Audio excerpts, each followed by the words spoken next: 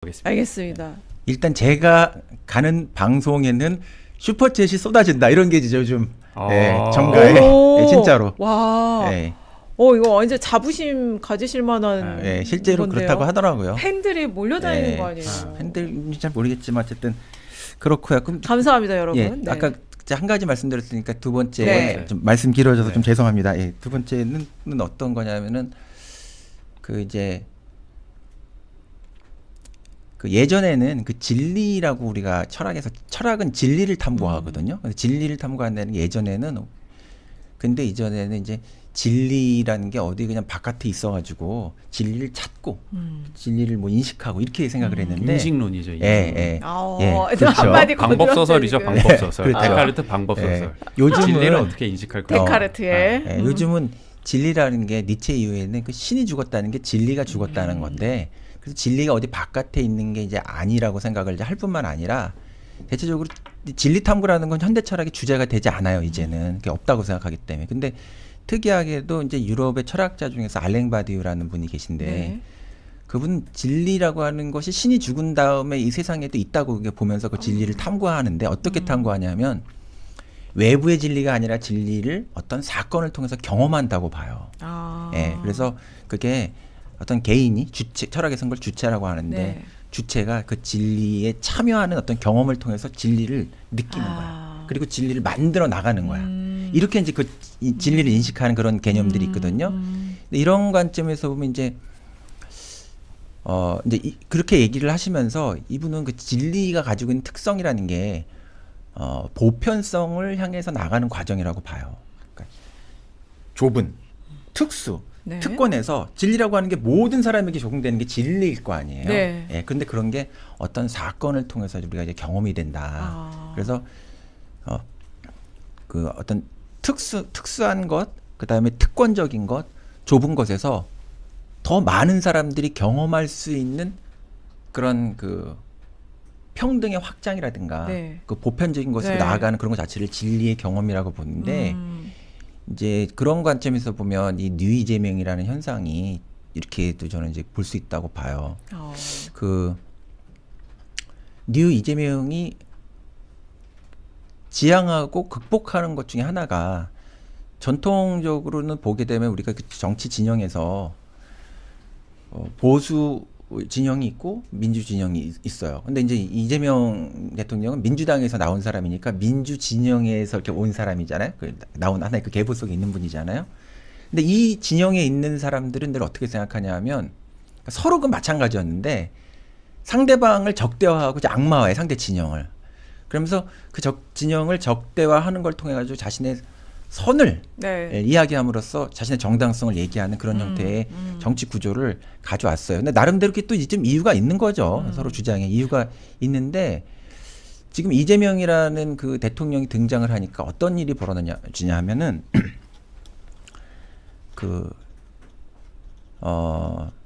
기존의 민주 진영이라고 얘기를 했지만 그 이 보수 수구 진영하고 이렇게 적대적인 관계 속에 있을 때는 우리가 어떤 선한 것 같았는데 이재명이라고 하는 새로운 어떤 리트머스 시험지 같은 게 딱 등장하니까 우리 진영 안에 있었던 그런 어떤 정치도 이거 올바른 정치를 그동안 해온 게 맞아? 이런 식의 질문이 이제 등장을 하면서 어떻게 보면 찐이 등장을 한 거죠. 그러니까 기준이 바뀌었다는 네, 얘기예요. 기준을 정말 말씀하신 것처럼 기준이 바뀐 거예요. 그런 관점에서 보게 되니까 이 민주 진영이라고 얘기를 했지만 특히 과거에 노무현 그 정치 이후에 특히 이제 또 문재인 정부가 무엇을 했는가에 대한 어떻게 보면 사후적인 지금 여러 가지 그전에는 잘 몰랐는데 이제 와서 보니까 이들이 국민을 위한 정치를 한 게 맞나? 그리고 시대의 정신에 따른 그런 정치를 한 게 맞나? 또 좋은 사람들을 키운 게 맞나? 여러 가지 비판적인 질문을 해서 그런 것들이 지금 종합되는 결과 속에서 사람들이 사후적으로 사건을 해석해 보니까 이 문재인 정부라고 하는 게 진짜 국민을 위한 일을 한 게 아니라 패거리 정치를 한 것 같아. 네. 예, 그리고 그 진영이 이미 실패했음에도 불구하고 시대가 끝났으니까 역할이 끝났고 그다음에 이런 좀 괴물 같은 계엄 세력 같은 것들을 만들어낸 데에 대해서 분명한 책임을 지고 있어야 되는데 거기에 대한 그것도 없이 또 계엄을 우리가 정리하는 과정에서 문재인 대통령 같은 분이 뭐 나라의 어른으로서 어떤 역할도 하지 않다가 막 오늘 보면 미국에 가가지고 갑자기 정치를 하고 뭐 희한한 걸 보잖아요 우리가. 네. 그러니까 이놈들 지금 니네들 뭐 하는 놈들이냐. 아. 이 시대라고 하는 것은 우리 국가체제라고 하는 것이 온전하게 지속 가능하게 될 수 있게끔 하는 거. 그다음에 이재명 정부가 국민의 지지를 받고 지금 잘 가고 있다고 생각하기 때문에 그거를 지지하라고 지원하라고 지금 여당도 만들어놨는데 이 민주당이라는 놈들이 얘네들이 지금 진짜 민주 진영이 맞아? 아. 정당 내에서 진짜 이 새로운 시대를 반영하는 걸 하는 게 맞아? 그러니까 문재인 대통령은 어떤 진영의 대통령 네. 노릇을 했고 네. 그런 역할을 했고 민주당 내에는 아직도 그렇죠. 문재인 정권처럼 예. 그때처럼 앙식 레짐을 지키려는 그런 그렇죠. 구체제를 네. 지키려는 세력이 있다. 네. 그래서 그게 알랭바디 의식으로 제가 이 말씀을 왜 드렸냐면은 보편을 향해 나아가는 것이 진리인데 네. 이건 특권과 특수성이 아. 갇힌 거기 때문에 이건 뭐 그러면서 또 무슨 문파, 노파 이런 것들을 계속 과거 얘기하고 있으니까. 회귀 예. 정치인 거잖아요. 예, 무슨 뭐 안동김 씨, 풍양조 씨 이런 거 얘기하는 네, 네. 거 똑같잖아요. 그러니까 이게 시대가 어떻게 흐름이 가는지도 아직도 모르고서 이렇게 어. 개파 정치를 하려고 하고 또 국민이 지금 윤 어게인이 등장하는 것만큼이나 네. 문재인 진영이 등장해가지고 뭘 하는 거를 나는 원하는 사람이 없다고 봐요. 저는 그냥 저 자신이 그렇고 니들이 뭔데 이렇게 갑자기 또 실패해놓고서 뭘 해달라고 하냐. 모든 일에 대해서는 그 신상 필벌이 분명히 있는 거 아니에요. 책임도 져야 되고 거기에 대해서. 근데 오히려 그 시대 정신에 반하고 또 사람들이 지금 그 지지하고 있는 이 정부에 지금 도움이 되는 일을 하는 것이냐. 니들이 지금 무슨 합당을 얘기하면서 1인 민주주의, 뭐 1인 1표제 이런 것들 얘기하고 있는데 이 모든 게 국민의 지금 아젠다냐. 이게 시민을 위해서 지금 좋은 걸 하는 거냐. 누가 너희들 보고 지금 이렇게 이게 제일 중요한 절박한 시대의 과제라고 이걸 얘기를 했냐. 아무도 관심 없는 걸 이렇게 물어붙이는 게 이유가 뭐야? 그걸 앞장서서 이제 밀어붙인 게 이제 정청래 대표인데. 네, 정청래 대표이기도 하고 그는 제가 볼 때는 허수아비죠. 바깥에 있는 김어준이라는 그 스피커를 통해서. 그러니까 예전에는 어떤 국가라고 하는 것이 운영되려고 하면은 힘으로만 국가가 운영되는 게 아니라 그 자발적으로 시민의 국민의 어떤 그걸 동원해야 되기 때문에 의식을 조절하는 장치로서 이데올로기적인 장치라는 게 있단 말이에요. 네. 늘. 그런 게 이제 학교라든가 무슨 미디어라든가 무슨 종교라든가 이런 게 보통 그런 걸 예. 맡았는데 오늘날에는 국가가 나서가지고 그런 이데올로기적인 장치를 운영할 수 있는 시대는 끝났어요. 그래서 국가 바깥에 자율적인 힘을 가지고 있는 이데올로기 조작 장치가 생겨나는 것인데 그거의 대표적인 것이 지금 1인 미디어 시대의 유튜브 같은 거예요. 저희 문명 비평적 관점에서 보게 되면은. 그래서 지금은 이제 뭐 사람들이 레거시 뭐 유시민 씨는 뭐 레거시하고 뭐 유튜브 생태계를 얘기하는데 지금은 사실은 이 사람들이 가장 많은 시간을 지금 유튜브 생태계 안에다 이렇게 시간을 쏟고 있기 때문에 오히려 이게 더 문제가 지금 되는 어떤 시대가 이제 됐단 말이에요. 그래서 사람들이 아침에 일어나서부터 잘 때까지 이걸 보면서 모든 정보를 거기서 보고 또 알고리즘을 통해 가지고 비슷한 생태계 안에 완전히 갇히기 때문에 이게 우리 사람들이 전부 이렇게 생각하는 것보다 이렇게 생각을 하면서 하나에게 무리를 짓는 생각으로 이렇게 될 수가 있는데 그 민주주의라는 게 이제 정말 또 위기에 처하게 된 게 예전에는 이런 미디어가 만들어지면 이런 미디어라는 게 이제 정보의 접근성이나 개방성이 있기 때문에 민주주의에 기여한다고 생각했지만 지금은 어떤 미디어 전문가도 이거 민주주의에 기여한다고 생각하지 않아요. 그 지구 종말 시계라고 그래가지고 그 과학자들이 만든 그 지구 종말 시계가 있는데 매년 지구의 종말이 얼마나 가까웠는가 이걸 맞추면서 근거를 뭐 4개, 3개씩 되거든요.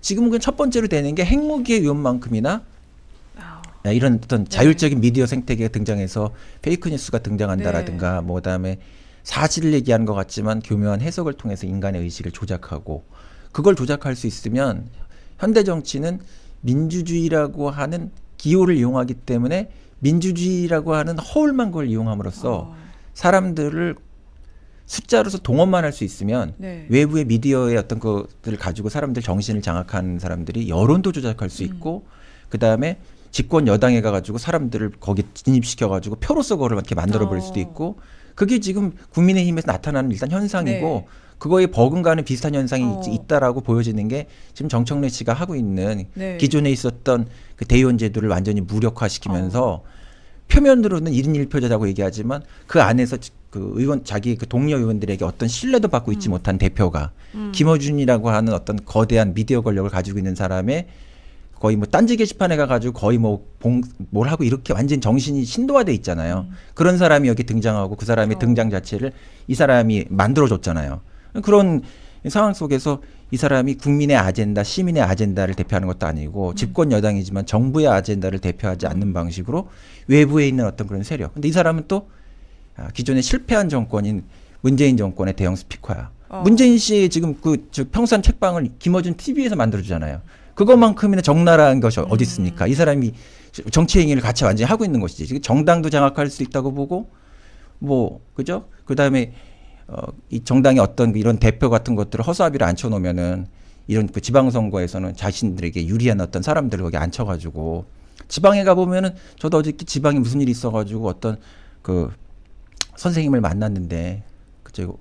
황석영 선생님이라고 네네. 소설가 네. 그분하고 군산에서 만나서 식사를 네. 하고 왔는데 그분이 군산에 있으니까 그 전북의 상황에 대해서 말씀하시더라고요. 하면서 야, 이 지역이 자기가 여기 와봤더니 그분도 원래 군산 분은 아니거든요. 네. 와봤더니 뭐 저희 공천을 하고 뭐 하는 걸 보면은 그냥 완전히 도로 문주당이고 자기가 너무너무 놀랬다고 황당하다고 그러면서 도로 문주당이요. 예. 그래서 그러고 이제 여기가 워낙 형편이 없고 이렇게 그 패거리화돼 있다 보니까 조국 혁신당 같은 데서 지금 굉장히 전북을 노리잖아요. 조국 네, 여기 네. 내려와서 뭘 한다. 거기에 뭐 황현선 씨가 내려와서 뭐 그런 게 파다하다는 거예요. 근데 이 시민들이 가지고 있는 그 어떤 그 사람들의 평가와 상관없이 이런 어떤 공정권을 장악하는 사람들이 시대를 완전히 그냥 거꾸로 돌리는 그리고 기존에 있었던 그 체제를 그대로 그냥 앙샹레지만 아까 기자님이 네. 말씀하셨던 것처럼 그런 것들이 이 지방선거라든가 또 이 공천권을 둘러싸고 그것이 이제 그대로 이루어지는 걸 이제 보고 있기 때문에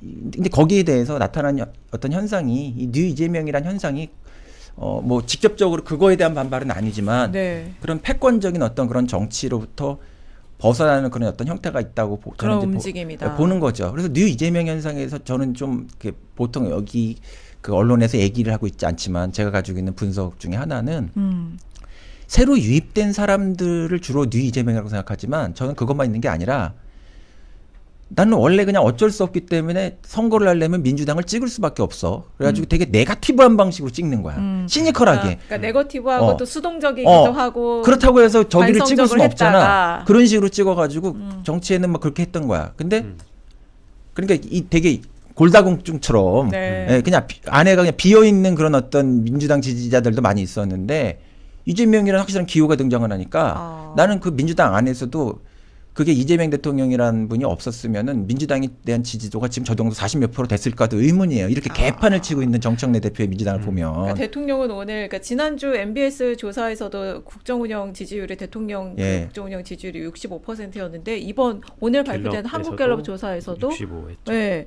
근데 민주당은 여전히 이제 40%대인데 그것도 그것조차도. 그나마 못했을 거다. 네. 현재 민주당 그렇죠. 하는 걸 보면. 그래서 뭐 지금 대통령 도와주지도 않고 저렇게 까불고 있는데 우리 좀 극단적으로 얘기하면 대통령이 마음 먹고 정말 예전 같으면 그 인위적인 정계 개편 같은 것도 할 수 있고 지금 저 정도 하면은 저는 한국 정치 이 진영이 정계 개편으로 갈 수도 있다는 그런 생각도 저한테는 보여요. 저 같은 사람한테. 근데 이런 게 이제 좀 뭐 얘기하는 게 이런 시점에 얘기할지는 잘 모르겠지만 왜냐하면은 우리 교수님. 민주당의 뚜껑만 쓰고 있지 이해관계가 완전히 달라요. 네. 이 사람들은 이재명 대통령 도울 생각이 있는 사람들이 아니에요. 그럼 충돌이고 반동이고 이재명 대통령에 대한 이렇게 보시는 거네요. 당연하죠. 그리고 이 반동이 계속되면 대통령이 가만히 있겠냐? 그렇죠. 대통령이 가만히 있는 게 아니라 국민이 가만히 있으면 안 되죠.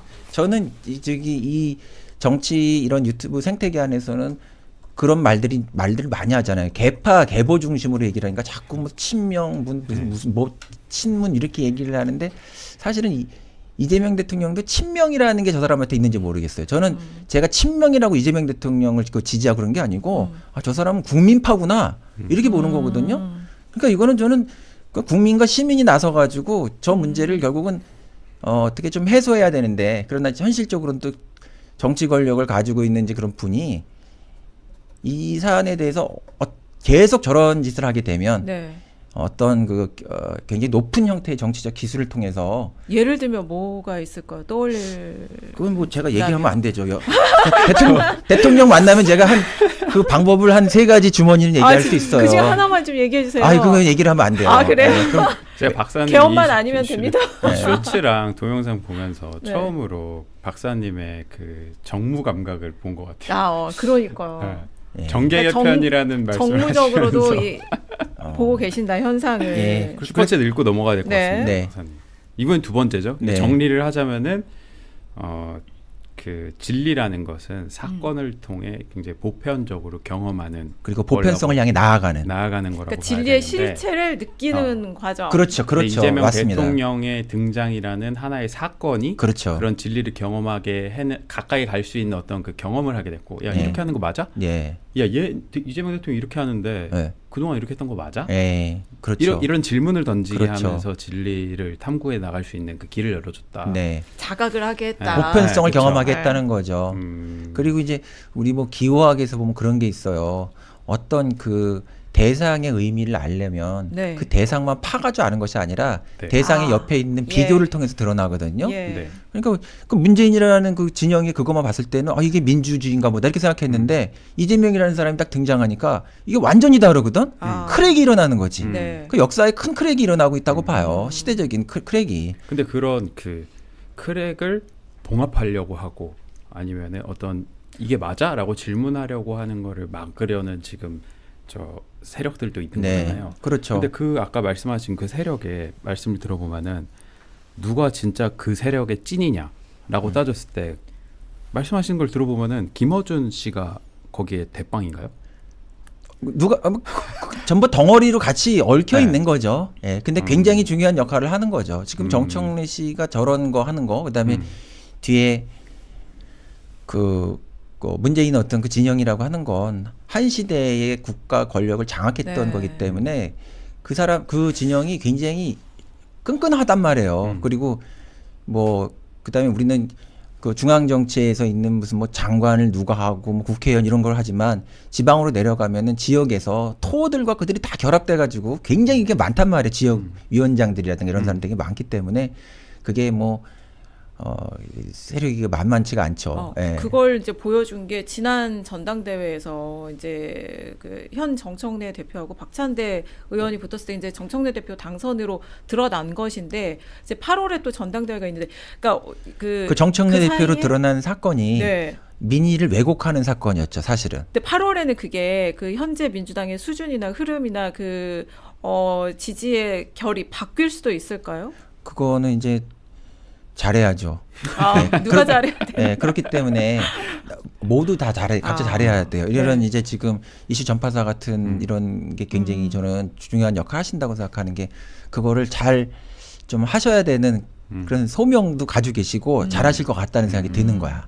이게 왜냐면은 그래서 저 같은 사람도 이게 뭐 아무것도 아닌 사람이지만 그 미셸 푸코라는 사람이 네.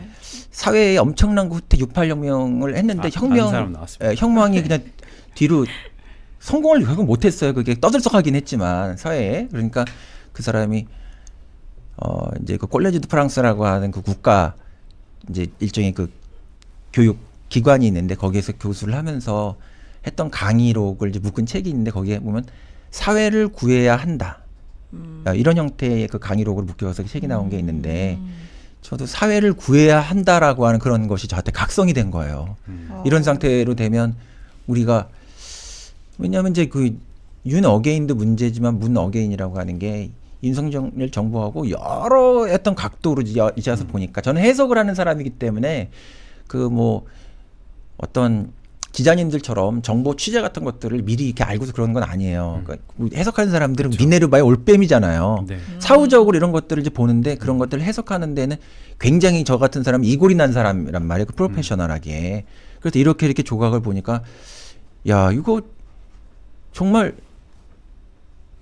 윤석열만큼인데 이거 문재인도 문제있는데 이 정부의 출연의 과정에서 이 정부가 어떤 역할을 했으며 또 새로운 리더십이라고 하는 이재명 리더십이 출연하는 어떤 그런 지난한 과정 속에서 그 중요한 계기마다 어떤 정치적 살인을 여기서 정치적 살해를 하려고 여기에서 이런 것들이 진영이 이제 움직였고 심지어는 새 정부가 들어섰음에도 불구하고 대통령을 흔들어서 빠른 레임덕을 만들고 그다음에 집권 여당이라고 하고 있는데 싹 검찰 개혁을 얘기하고 있지만 검찰 개혁을 얘기할 수 없는 그런 어떤 정치 검찰이라든가 이랬던 사람들이 정청래 씨 주변에 거기 포진을 하고 또 그 법정에서 가짜 어떤 뭐라고 하죠? 그 법률적인 그 딜 같은 것들 하면서 쌍방울 뭐 이런 거라든가 네, 진술 회유하고 조작하고 그랬던 사람들을 검찰과 왜 이렇게 주변에다 거래를 싹 하고, 앉히고 네. 대통령이 등에 칼을 꽂았던 사람 싹 앉히 이거를 보고서 이거를 이런 그림을 보지 못한다? 이거는 중학교 정도 수준만 고통교육 과정만 보게 되면은 이 매핑을 해보게 되면 아니 세상에 어떻게 이렇게 정치 진영이 어떻게 이렇게 만들어질 수가 있어? 여당에서 어떻게 이렇게 할 수가 있어? 이거는 쿠데타네. 그래서 제가 그렇게 얘기를 하는 거예요. 집권 여당의 쿠데타다. 예, 그래서 그런 저는 수준이다. 예, 지난 그 대선 조기 대선 끝난 다음에 한 가을부터 네. 제가 그냥 그런 얘기를 제일 먼저 계속 했던 사람이에요. 한국 정치인 세계의 쿠데타가 진행되고 있다. 그래서 윤석열 쿠데타가 있었고 조기 대선 국면에서 그걸 무산시키려고 했던 조이대 쿠데타가 있었는데 조기 대선 이후에 집권 여당 내에서 시대를 거꾸로 돌리려고 하는 집권 여당 내부에 또 일종의 친이 쿠데타 같은 것이 정청래 쿠데타가 그런 거라고 그런 얘기를 계속 경고를 했는데 이제 그때는 사람들이 저 사람 너무 과격한 얘기하는 거 아니야? 저기 뭐 그저 우리 JTBC 거기 프로그램에 나갔을 때도 너무 선 넘는 그거 하는 거 아니세요? 이렇게 얘기를 하시는데 지금 제가 그 과정 속에서 지난 가을부터 했던 얘기 중에서 거의 틀린 얘기가 확인되지 않은 얘기 거의 없어요. 저 그때부터 김어준, 조국 이런 사람들이 어떤 사람들인가에 대한 뭐 제가 정보가 많은 사람이 아니라 해석하는 사람이기 때문에 저는 그걸 잘 보이거든요. 현상만 보는 게 아니고 구조를 보기 때문에.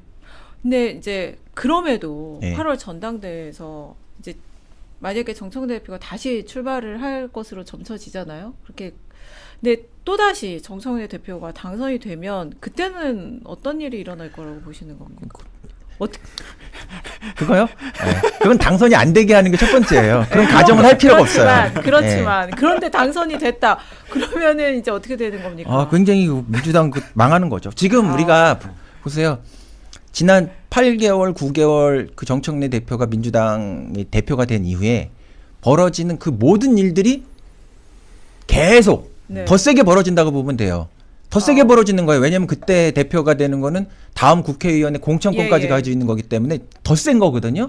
그럼 이제 뭐 사람들이 그런 얘기 많이 하잖아요. 이 사람들이 왜 이렇게 하냐.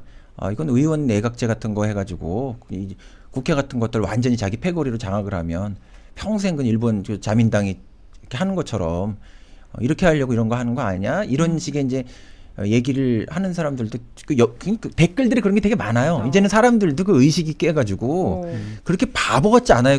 지금 이 정청래 씨나 김어준 씨 같은 사람들이 지금 하고 있는 그런 유시민 씨가 무슨 민주주의 현자처럼 얘기하고 있는데 그 시대적인 착각을 하면서 하는 얘기들이 자기들이 굉장히 높은 수준에서 얘기하는 것 같은데 국민들의 손바닥 위에 있는 얘기들 그자들이 하고 있는 거야 지금. 다 그거 무슨 뭔지 다 알거든 이제는. 이제는 이게 보면 말이죠. 예전에는 그 김어준 채널 같은 거 이런 것들이 위세를 떨칠 수 있었던 게 고급한 정보를 가지고 있는 사람들을 거기서 불러들일 수가 있잖아요. 네.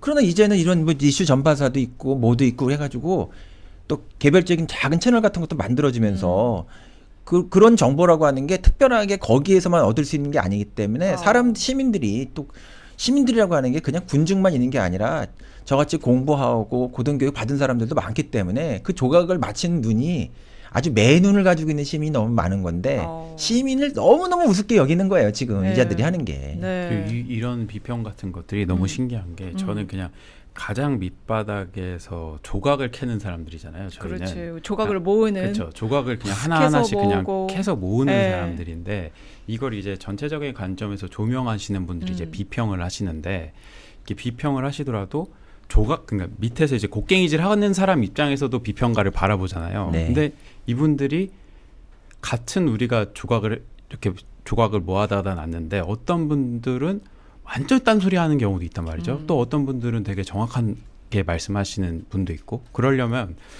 어떤 흐름을 본인만의 기준 뭐 이런 것들이 있어야 될 것 같다는 생각이 들더라고요. 그래서 그게 되게 궁금했어요. 어떤 박사님한테. 그러니까 같은 때. 사안을 두고 구시대의 현자라는 뭐 유시민 씨 같은 경우에는 물론 그게 일부 아니면 혹은 다수에게 더 많은 감동을 줄 수도 있겠지만 저는 아니거든요. 그런 거에 대해서.